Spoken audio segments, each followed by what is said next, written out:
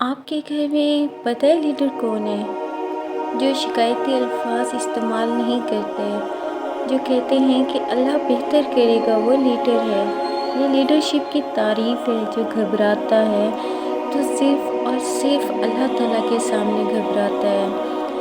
آپ کو کیا لگتا ہے کہ نبی کریم صلی اللہ علیہ وسلم روتے نہیں تھے؟ اللہ کے نبی جو ہیں وہ اپنے رنج کو، اپنے غم کو بالکل بیان کرتے تھے، لیکن لوگوں کے سامنے نہیں۔ وہ رات کو اللہ تعالیٰ کے سامنے روتے تھے کہ اے اللہ، میں ضعیف ہوں۔ آپ نے وہ واقعہ تو سنا ہوگا، آپ یاد رکھیں۔ طائف سے واپسی پر پتھر کھائے نبی کریم صلی اللہ علیہ وسلم نے، اور حضرت عائشہ رضی اللہ عنہا نے جنگ احد کے بعد پوچھا نبی کریم صلی اللہ علیہ وسلم سے کہ اللہ کے رسول، آپ پہ سب سے مشکل وقت کون سا تھا؟ سب سے مشکل وقت وہ پوچھ رہی تھیں کہ آپ پر کون سا تھا۔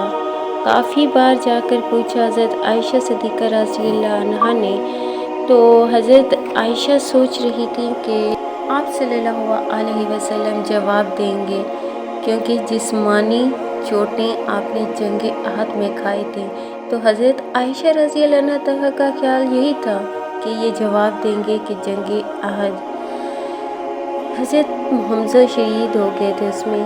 تو اللہ کے نبی صلی اللہ علیہ وسلم نے کہا کہ عائشہ، سب سے مشکل وقت طائف کا تھا۔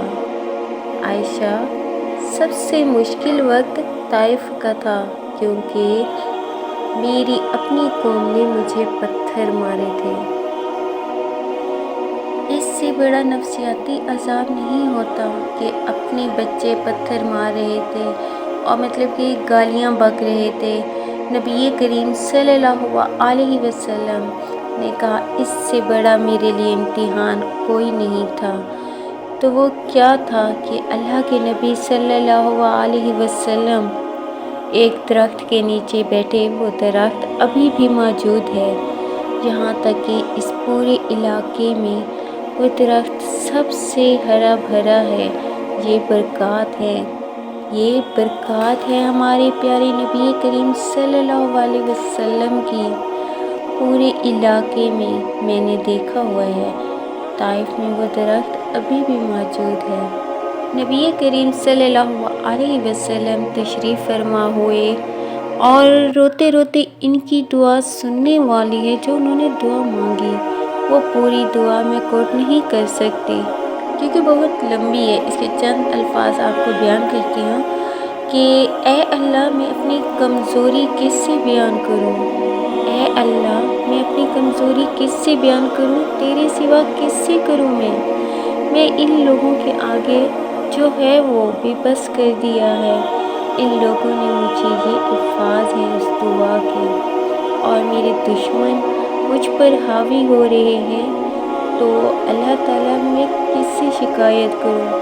اور پھر ساری باتیں کر کے نبی کریم صلی اللہ علیہ وسلم بہت روئے، بہت روئے۔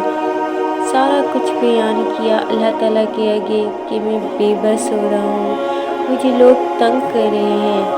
آخر میں کہا اے اللہ، جب تک تو راضی ہے تو سب ٹھیک ہے، جب تک تو راضی ہے تو سب ٹھیک ہے۔ ان کی دعا کا آخر یہ تھا اے اللہ، جب تک تو راضی۔ میری اس ویڈیو سے آپ کی بہت بڑی مشکلیں آسان ہوں گی انشاءاللہ۔